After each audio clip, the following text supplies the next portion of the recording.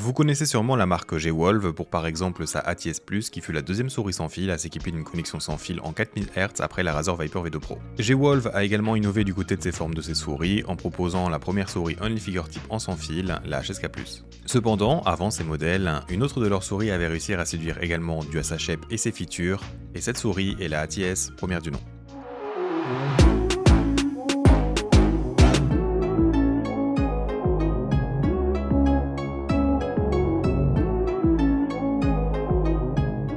Et yo YouTube, j'espère que vous allez tous super bien, et d'entrée de jeu je voudrais remercier la boutique Maxisport pour m'avoir envoyé cette souris pour que je vous en parle. En fait, la ATS a été la première souris que j'ai review sur ma chaîne, il y a de cela 1 an maintenant. Et c'est une review dont je ne suis plus trop fier car on sentait que j'étais pas à l'aise, et je trouve que j'étais aussi moins pertinent que maintenant, ayant acquis plus d'expérience et ayant testé bien plus de choses. Du coup, Maxisport a été d'accord pour que je vous propose une nouvelle review de cette souris, qui est bien sûr disponible sur leur shop, ainsi que par exemple la ATS Plus, sa grande sœur on va dire, que je vous ai déjà review.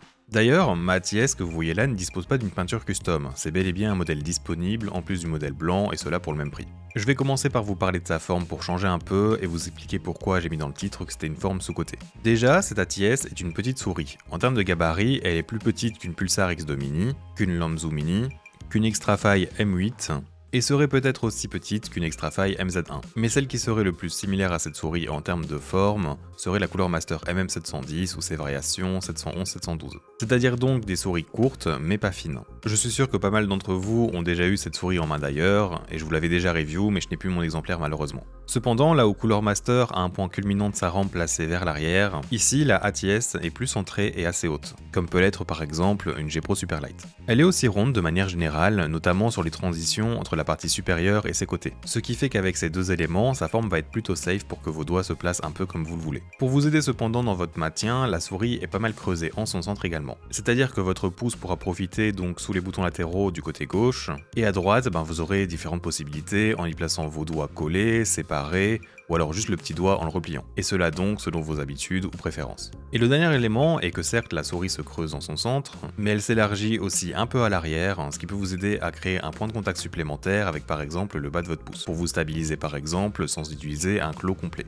Personnellement, j'ai une main de 18 cm de long sur 10 cm de large, on va dire donc que je suis à peine dans la moyenne en longueur et un peu au-dessus en termes de largeur. Et avec ma morphologie, c'est probablement l'une des meilleures tailles possibles pour mon utilisation. Et d'ailleurs, elle faisait partie de mes souris principales jusqu'à la fin de l'année passée. Basiquement, sur cette ATS, j'utilise un relax fingertip, c'est-à-dire que j'ai 3 bouts de doigts en contact avec la souris et 2 phalanges de chaque doigt sur les 2 derniers. Ou alors, je peux aussi appliquer un claw en pince, c'est-à-dire que je vais resserrer la souris avec le bas de mon pouce ici sur la gauche et l'entièreté de mes 2 derniers doigts sur la droite. Et dans ces deux cas, je me trouve très à l'aise avec cette souris. De mon point de vue, cette forme pourrait donc convenir à du fingertip relax ou agressif, c'est-à-dire donc avec juste le bout des doigts. Ensuite, pour du claw, je dirais qu'en dessous de 20 cm de longueur, cela devrait être ok. Plus vous aurez une grande main et plus ce sera agressif évidemment. Et pour du palm, je pense que c'est étonnamment possible dû au fait que sa rampe ou bosse soit assez haute. Mais ici donc ce sera plus pour des petites mains de moins de 18 cm de long je dirais.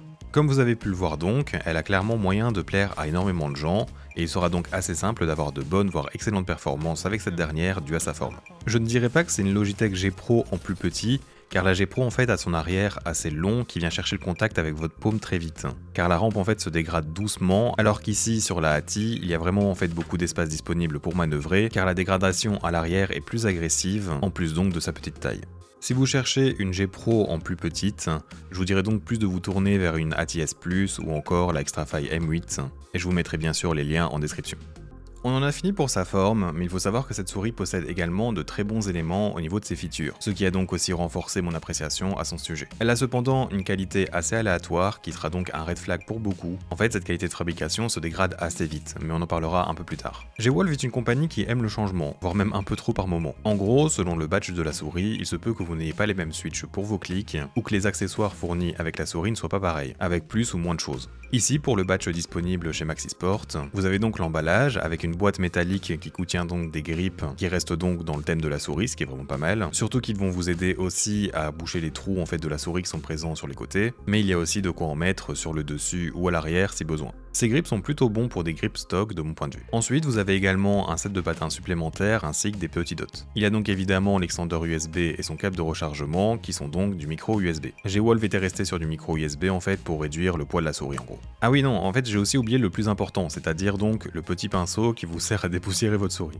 Et aussi, comme chaque produit G-Wolf d'ailleurs, il y a un petit sachet odorant dans votre boîte, ce qui rajoute donc un élément assez plaisant à l'unboxing je trouve, mais l'odeur restera notamment sur les grips et donc sur vos doigts les premiers jours.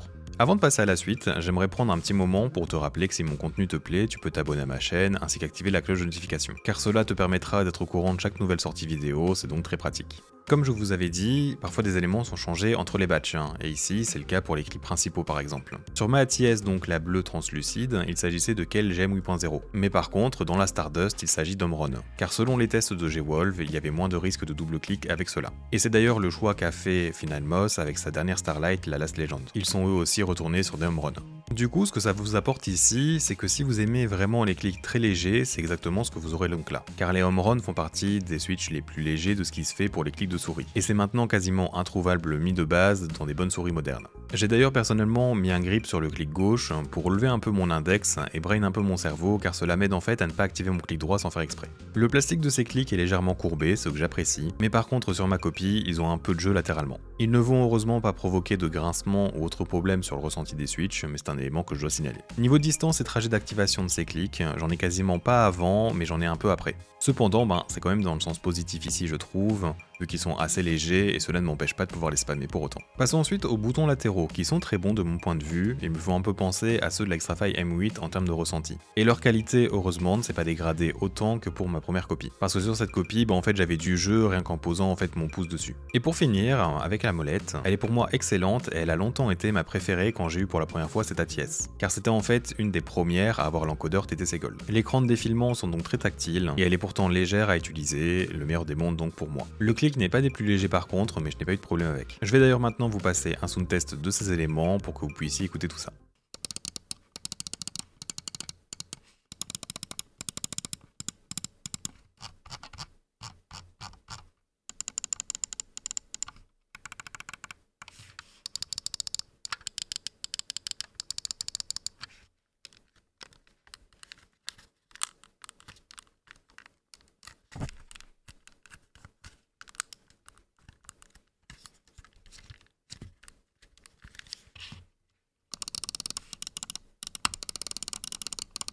Comme vous avez pu l'entendre, je vous ai aussi mis la partie où j'exerce de la pression sur la coque, car tout simplement, c'est pour moi quand même le défaut de cette souris. En fait, son niveau de qualité de construction diminue assez rapidement. Elle ne va pas casser ni vous empêcher de l'utiliser loin de là, d'ailleurs je peux toujours utiliser cette souris que j'ai depuis très longtemps, et c'est d'ailleurs celle que j'utilise toujours pour tester une sorte de patin en saphir, mais par contre elle va quand même émettre des sons de craquement par moment si vous commencez en fait à la serrer. Mais pas d'inquiétude sur le plastique en tout cas, parce qu'en fait il est bien épais et solide. Enchaînons sur son poids d'ailleurs qui est de 57 grammes sans grip. Cela peut sembler un peu lourd pour les standards de maintenant, surtout que sa grande sœur ne fait que 50 grammes avec une coque solide, mais quoi qu'il arrive, on ne peut quand même pas dire qu'elle est lourde pour autant. Je dirais que l'équilibre de son poids est assez centré, qui est de toute façon là où vous allez la tenir au vu de sa petite taille. Et il nous reste maintenant à parler de son capteur qui est le PixArt 3370, qui est ici donc très bien implémenté et je n'ai eu aucun problème avec. Le capteur est donc de l'ancienne génération on va dire, mais la différence avec un 3395 sera très difficile à discerner quoi qu'il arrive. Vous avez droit donc au même réglage que ce dernier, mais pas la technologie de Motion Sync. Et je vous conseille donc de télécharger le logiciel de la souris pour régler les différents paramètres, comme par exemple le debounce time ou LOD. Voilà, je pense avoir fait le tour et je ne crois pas avoir besoin de conclusion, car basiquement, ce qui rend cette souris très bonne, c'est sa forme, que vous ne pourrez d'ailleurs pas trouver ailleurs. Et avec cela, vous aurez encore des features très efficaces. J'avais demandé à G-Wolf il y a quelques temps pour qu'il mette à jour en fait cette ATS en 4K avec une coque sans trou, et il m'avait demandé un peu mon avis sur différentes choses, et je pense d'ailleurs qu'elle est prévue pour le futur. Pour moi, la seule chose qui fait un peu tâche malgré tout, c'est son prix qui est à 120 € donc sur Maxisport, pour une souris donc qui n'est plus tout à fait récente. Niveau performance, j'ai pas à la remettre en question, mais si on regarde les autres modèles du marché, ils sont quand même souvent moins chers. Si elle vous intéresse, n'oubliez pas qu'il y a aussi mon code promo EUFRAOS5 qui vous fait gagner 5% sur toute la boutique Maxisport, et je tiens d'ailleurs à la remercier une nouvelle fois pour l'opportunité de cette vidéo. J'espère donc que cette review t'a plu, et si c'est le cas, tu peux simplement lâcher un petit pouce bleu et me l'indiquer en commentaire si tu le souhaites. Je te remercie de l'avoir regardé jusqu'au bout, et j'espère donc te revoir dans un futur proche, et à bientôt.